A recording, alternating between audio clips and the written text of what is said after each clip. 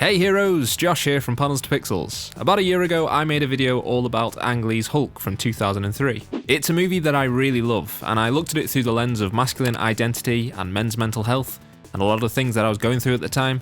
If you haven't seen that video, I'd recommend going and checking it out. I think it's one of the best videos I've put out on the channel, and I'm still really proud of it. A lot of people seem to really connect with it too, which, that's nice, thank you.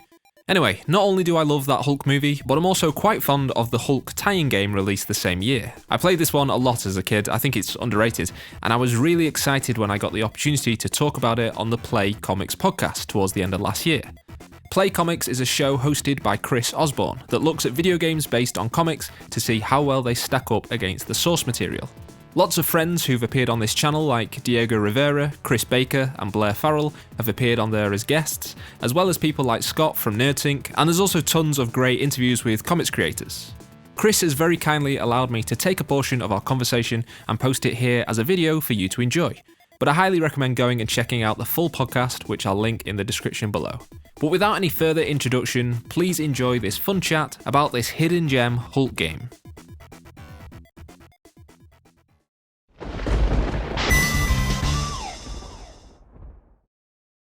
So, Josh, you look at a lot of video game tie-in movies, I'd imagine. Yes, my shelf is overflowing with terrible movie tie-in games.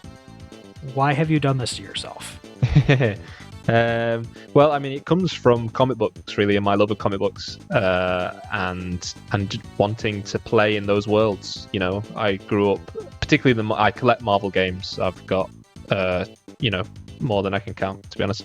But it's, as a kid, the appeal of that was always like, okay, the Marvel universe, I've read about it, I've seen it on films, but I want to be in it, I want to experience it. And that's really what the best games, the best superhero games offer you.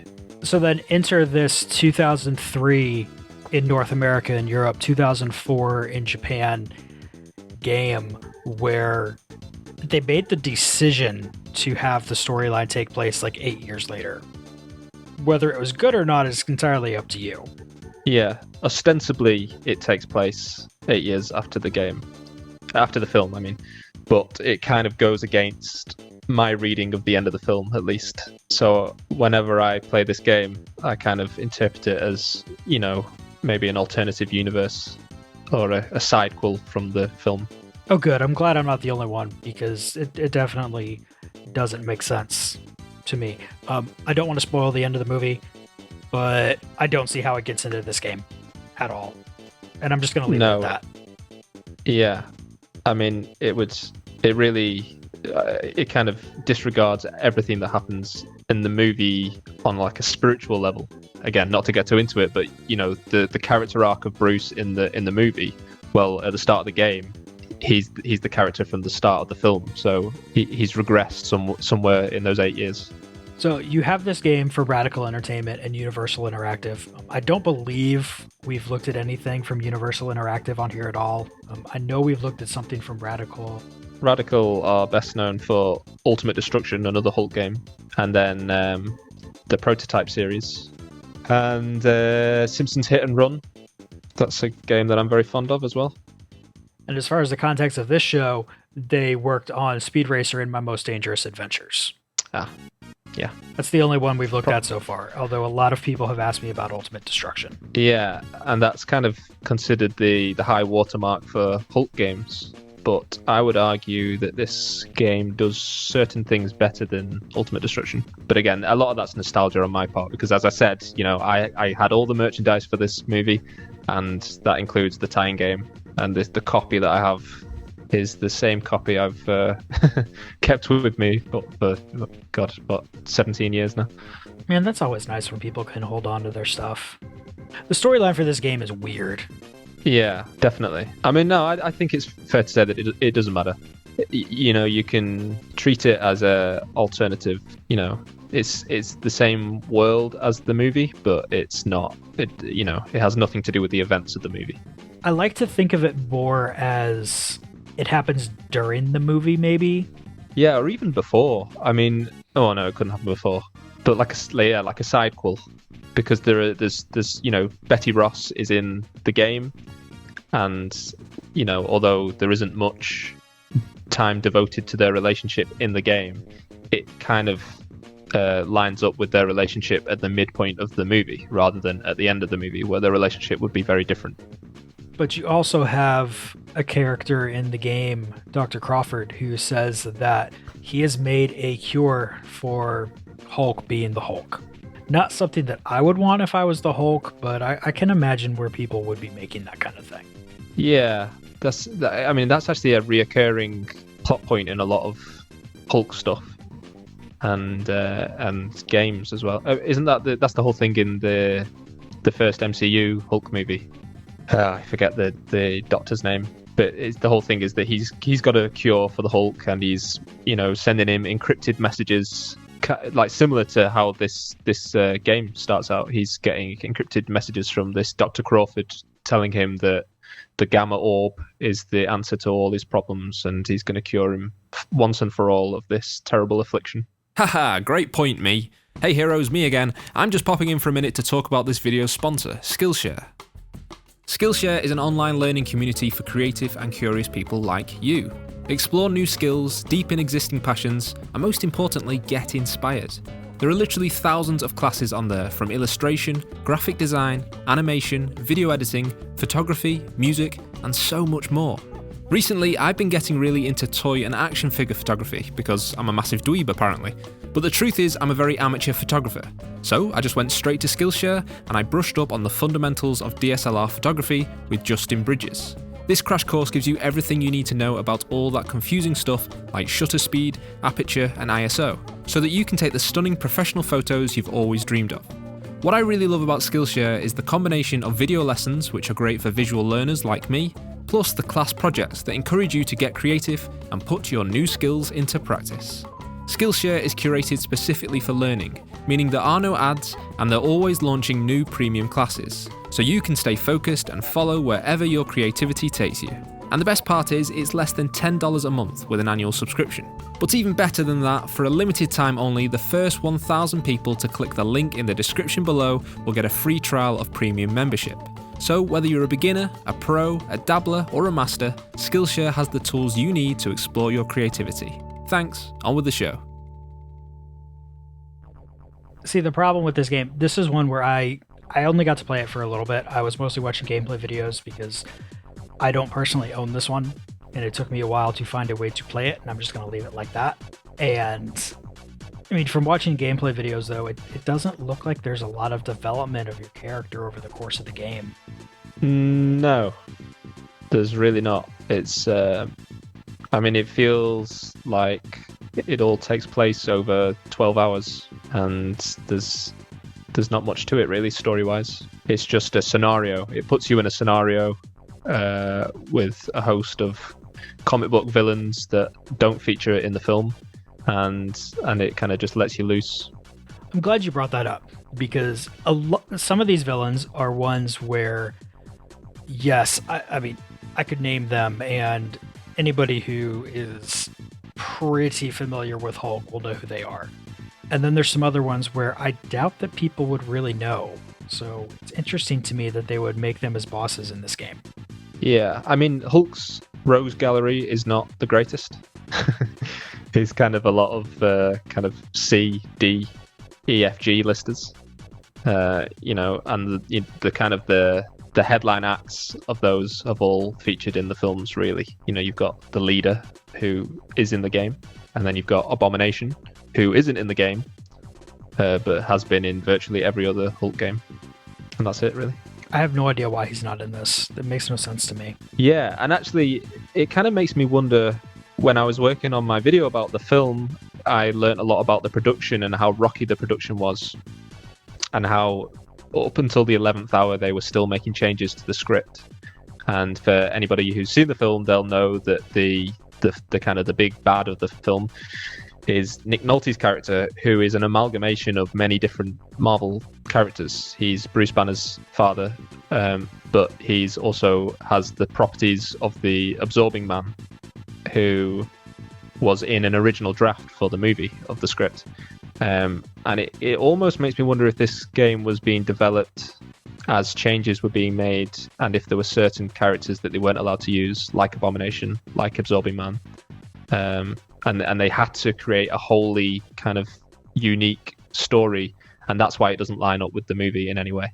Like, you think the studio told them they shouldn't use those characters, or they decided the studio has no idea what they're doing, we're going to make sure that whatever we're making isn't going to be affected by changes? Possibly a little from column A and from column B. But no, I mean, usually the way these things go with licensed games is if a movie's coming out, they say, don't put anything in here that's going to contradict what we're doing, or confuse the branding or anything like that. They don't want to mix the messaging around the film, so just steer clear of anything that happens in the film. That's the way it sometimes happens. Other licensed games are very faithful adaptations of the movie, and sometimes you can get cool bonus things which turn out to be stuff that was in the original script that was taken out. I would wager that in this case they were told, don't hit any of the plot points from the movie. But something we haven't talked about is that Eric Bana, who plays Bruce Banner in the movie, is voicing the character in this game, which is unusual for the time to have the movie actor do the voice. And it definitely adds some authenticity. It does make it feel like it's part of the same world. I think that's a nice touch. I also think it's a nice touch that they went with the cel-shaded graphics, because this era of games was not exactly really pretty. Yeah, and it looks really nice. It's aged really well, this game. Those like almost cel-shaded graphics, kind of like posterized colors, like limited color palette. I'd say this is a high quality game for the time, and for a time when movie license games often weren't very high quality. The common narrative really is that movie tie-in games are always crap. And I mean, just look at the Batman game for NES. That is definitely not crap, and it's a movie tie-in game. Yeah, 100%. That's one of my favorite. That is my favorite NES game and one of my favorite superhero games of all time. And yeah, I mean, I kind of feel that and I talk about this a lot on my channel, the golden age of these kind of movie tie-in games is over now, and we'll never see games like this. For every horrible, absolute, this is a PG show, as you told me, so I'll steer clear of any bad language. But for all the awful movie games, there were some that slipped through the net, and they were clearly made with passion and knowledge of the source material, and that doesn't happen anymore because the IPs are so closely guarded. I mean, as we're talking, a new Avengers game has just come out featuring the Hulk, and I would say, without getting too much into that, one of my criticisms of it would be that property has been too micromanaged by the IP holders, which wasn't happening in 2003 because they weren't seeing as much value in the Hulk in video games. It wasn't a multi-billion-dollar prospect. So Radical Entertainment were given free rein to kind of do whatever they wanted, as long as they tie it into the film. And then, as with Spider-Man 2, as with Wolverine Origins, as with Batman on the NES, you end up with games that are diamonds in the rough. They just get it right. One of the things I find really interesting with this game is that I got home, and while we were eating dinner, I pulled up a couple reviews on YouTube, because I like to watch those right before I record just to make sure I have stuff fresh in my head and everything. So I randomly picked 2 reviews to watch. And one person absolutely hated the game. It was like every single thing possible was, this sucks, I hate it, why did they do this?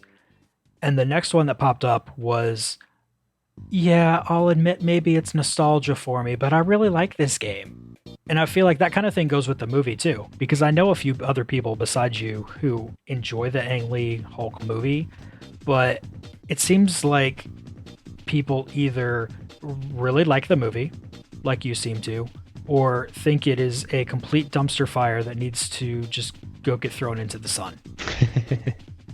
Yeah, that's the internet for you. But yeah, I mean, it's kind of funny.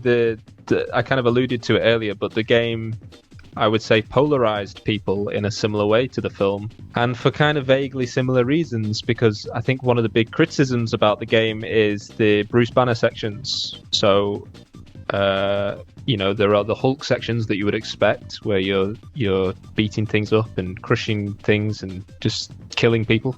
And they control really well. They're really, really nice, fun. The Ultimate Destruction, Ultimate Destruction was kind of a sequel to this game, and that's like the best Hulk game. So all of that is here in this game's DNA. But then there's the Bruce Banner sections where the pace comes down. There's largely stealth sections with puzzle aspects and some kind of light kind of puzzle platforming and things like that. And I think people find those frustrating and they find them jarring. Like all the action comes to a dead stop when you get to the Bruce Banner sections, and there are a lot of those sections in the game.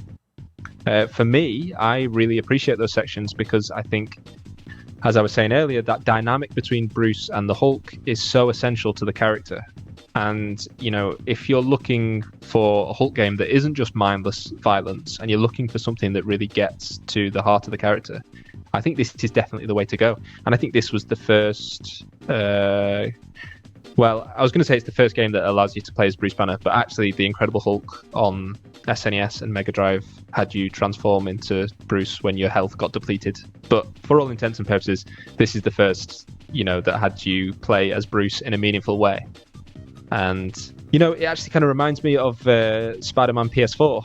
The Peter Parker sections in that game and the puzzle sections are kind of set out and paced very similar to this game. And when that game came out, people had the same kind of criticisms. This slows the game down. All I want to do is play as Spider-Man and swing around. But I think if you're going for a deeper interpretation of the character, it's kind of essential. That's what Marvel superheroes is all about. It's about the human side. It's the human part of the superhero rather than just the non-stop action. And that kind of thing is why I really love that I've gotten into comics anyway. If I wanted to just go watch people fight all the time, then I could have, watched some really horrible kung fu movies where they're just made to fight all the time or something. I like the humanity brought to the characters. Yeah, for sure. And this is something I've said before, is that, when Spider-Man was coming out, people were saying, all they've got to get right is the web swinging. That's number one priority. But if I open up a Spider-Man comic, I don't want to read 22 pages of Spider-Man swinging around a city. There's so much more to the character than the action. It's a different thing with games because you have to have engaging gameplay. And maybe the Bruce Banner sections in Hulk aren't terribly engaging. Although I do find the puzzles, you have to do code breaks, and it's kind of like matching pairs to break codes to hack into computer terminals and things like that. I actually find those quite fun and quite relaxing. They'd be more relaxing if there wasn't a 20-second timer on them. Sometimes that gets a bit down to the wire. But yeah, I think this game gets so much right about the character. I really do. So, that really leads right into the set of questions I ask at the end. What do you think are like your top 2 or 3 things that this game gets right, both compared to the film and Hulk in general? Ooh, I've kind of covered a lot of it. I will say that, there isn't a lot of story in this game, and there isn't even, a great amount of dialogue or anything happening. It made me laugh. I actually played through this game again in preparation for this, and I was kind of surprised by when you get to the end cutscene is really nothing. It's like 2 lines of dialogue and a little montage of kind of what happens next, but it's so inconsequential, the ending of this game. So although it kind of, there's not a terrible amount of story going on, it does bring in some of those deeper meanings from the movie. Right at the beginning, you have a dream sequence, and you have one of it kind of recreates a scene from the movie, which I really love, which is the Hulk smashing through the mirror and grabbing Bruce.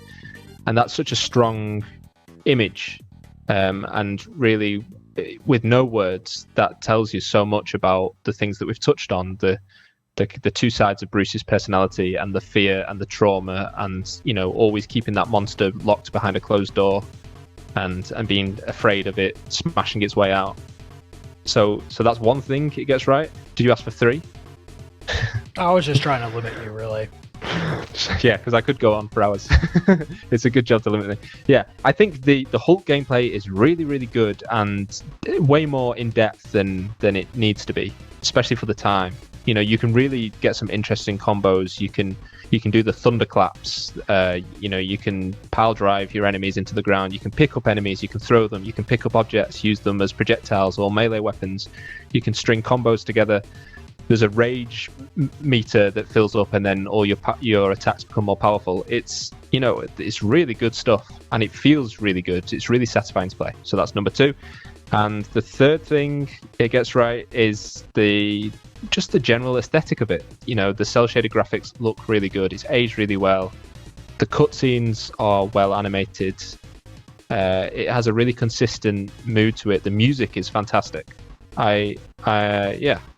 If you can't tell already, I'm a big fan of this game. I mean, the main thing for me, honestly, is the fact that you have to play as Banner. I mean, like you said, the Super Nintendo and the Genesis one, if you're over on this side of the water, you don't ever really want to play as Bruce because that means you're about to die. But here, you get into that Bruce character and the other aspect of who that Hulk-Bruce combo is. And I think that's just something that's really important to the character as a whole. And I really like that they found a way to represent that. Yeah, for sure. And it's, you have to enter a different mindset when you become Bruce because you're not all power. You have to be sneaky, you have to be stealthy. All the things that you don't really have to be concerned with at all as the Hulk. So what do you think this game really gets wrong? One thing that's always kind of puzzled me about it is that you can run past most encounters. You can get through this game in about an hour and a half if you just don't fight the enemies. You can literally just, particularly early on in the game, it's kind of, you go from arena to arena and waves of enemies just, wail on you. But as far as I can tell, those enemies are just spawn infinitely. And it gets to a certain point where you can kind of, you get sick of beating up the same team of 4, armed henchmen over and over again, and you try to leave the arena and realize that you can, and you could have the whole time. And you don't even have to fight. But I was thinking about this earlier, and I was thinking, that could be a criticism of the game because there are really no stakes there. But also, if you were the Hulk, maybe you would flee conflict like that. Maybe you can play this game as semi-pacifist and not fight and be on the run and be the persecuted kind of Frankenstein's monster kind of thing. So I don't know if that's a criticism, but it is a puzzling, from a game design point of view, it's a weird decision to not make you fight the enemies you're going up against. That's something I didn't even realize because it's just ingrained into me that when an enemy shows up on the screen, you have to fight them. Yeah, and I was having to fight that instinct because, as I said, I replayed it to talk about it, and I realized, I can get through this game a lot quicker, but I kept forgetting that, and so I would enter a new area and I would start fighting them and then remembering, oh yeah, I don't have to do this. I can just run past them and nothing happens. Thanks for watching this video. If you enjoyed this conversation about this hidden gem Hulk game, definitely go check out the full podcast at the link below. You can also check out some of my other videos about comic books, video games, and other rad stuff like that. Don't forget to subscribe to Panels to Pixels if you haven't already, and click that little bell icon so you get notified of future videos. I've got some really fun stuff lined up in the coming months that you definitely don't want to miss. Until we meet again, heroes, take care of yourselves, and I'll see you in the next video. Bye bye!